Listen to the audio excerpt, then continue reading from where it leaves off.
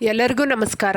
ಇವತ್ತಿನ ವಿಡಿಯೋದಲ್ಲಿ ಮುದ್ದೆಗೆ ಒಳ್ಳೆ ಕಾಂಬಿನೇಷನ್ ಆಗಿರುವಂತಹ ಹೀರೆಕಾಯಿ ಸಾಂಬಾರನ್ನ ಸಿಂಪಲ್ಲಾಗಿ ಯಾವ ರೀತಿ ಮಾಡೋದು ಅಂತ ತೋರಿಸ್ಕೊಡ್ತಾ ಇದ್ದೀನಿ. ಇದು ಮುದ್ದೆ ಜೊತೆಗೆ ಅಷ್ಟೇ ಅಲ್ಲ, ಅನ್ನಕ್ಕೂ ಸಹ ತುಂಬ ಚೆನ್ನಾಗಿರುತ್ತೆ. ಈ ಸಾಂಬಾರು ಮಾಡೋದಕ್ಕೆ ಮೊದಲಿಗೆ ಒಂದು ಸಣ್ಣ ಕಪ್ಪಲ್ಲಿ 1 ಕಪ್ಪಷ್ಟು ತೊಗರಿಬೇಳೆ ತೊಗೊತಾ ಇದ್ದೀನಿ. ಅದೇ ಕಪ್ಪಲ್ಲಿ ಅರ್ಧ ಕಪ್ಪಷ್ಟು ಹೆಸರುಬೇಳೆ ತೊಗೊತಾ ಇದ್ದೀನಿ. ಈ ಬೇಳೆನೆಲ್ಲ ಚೆನ್ನಾಗಿ ಒಂದು ಸರಿ ವಾಶ್ ಮಾಡಿ ಇಟ್ಕೋಬೇಕು.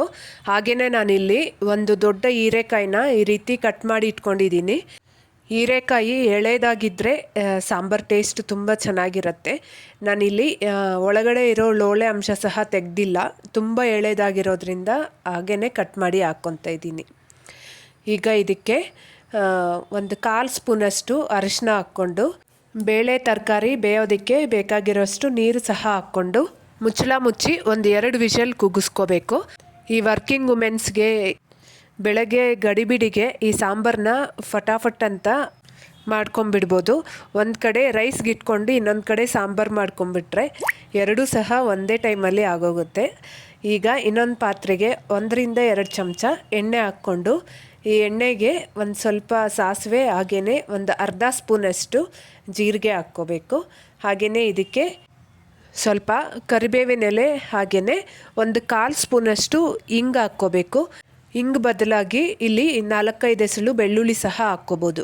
ಹಾಗೆಯೇ ಇಲ್ಲಿ ಖಾರಕ್ಕೆ ತಕ್ಕಂಗೆ ಒಂದು 5-6 ಹಸಿಮೆಣ್ಸಿನ್ಕಾಯಿನ ಹಾಕ್ಕೊಂಡು ಈ ಮೆಣಸಿನ್ಕಾಯಿ ಎಲ್ಲ ಎಣ್ಣೆಯಲ್ಲಿ ಚೆನ್ನಾಗಿ ಫ್ರೈ ಮಾಡ್ಕೋಬೇಕು.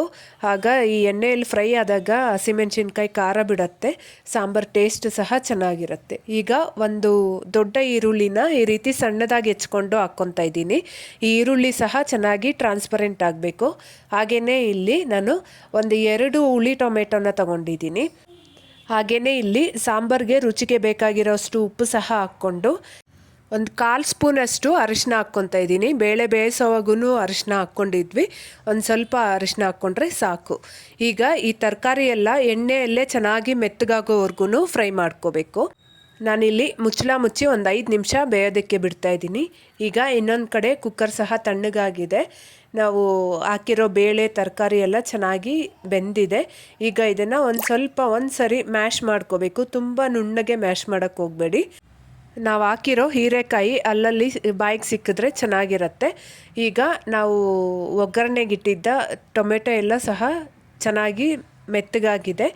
ಈಗ ನಾವು ಇದಕ್ಕೆ ಬೇಯಿಸಿಟ್ಕೊಂಡಿದ್ದಂಥ ಬೇಳೆ ಹಾಗೂ ತರಕಾರಿನ ಹಾಕ್ಕೊಂಡು ಸಾಂಬಾರನ್ನ ಹದ ನೋಡಿಕೊಂಡು ನೀರು ಎಷ್ಟು ಬೇಕೋ ಅಷ್ಟು ಹಾಕ್ಕೋಬೇಕು.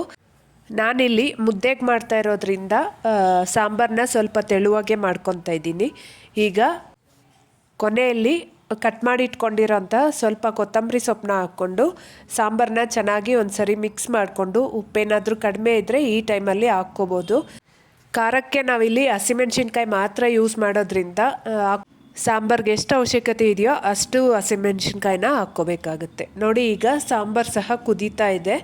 ಒಂದು 2 ನಿಮಿಷ ಕುದಿಸ್ಕೊಂಡ್ರೆ ಸಾಕು. ಒಂದು ಒಳ್ಳೆ ಟೇಸ್ಟಿಯಾಗಿರೋಂತಹ ಹೀರೆಕಾಯಿ ಸಾಂಬಾರು ರೆಡಿ ಆಗುತ್ತೆ. ಸಾಂಬಾರು ಇಷ್ಟ ಆಗಿರುತ್ತೆ ಅಂದ್ಕೊತೀನಿ. ಇಷ್ಟ ಆಗಿದ್ದರೆ ಮಾತ್ರ ಮಿಸ್ ಮಾಡದೆ ಒಂದು ಲೈಕ್ ಮಾಡಿ. ನನ್ನ ಚಾನಲ್ನ ಫಸ್ಟ್ ಟೈಮ್ ನೋಡ್ತಾ ಇರೋರಾದರೆ ಸಬ್ಸ್ಕ್ರೈಬ್ ಮಾಡ್ಕೊಳ್ಳೋದನ್ನು ಮರಿಬೇಡಿ. Thank you.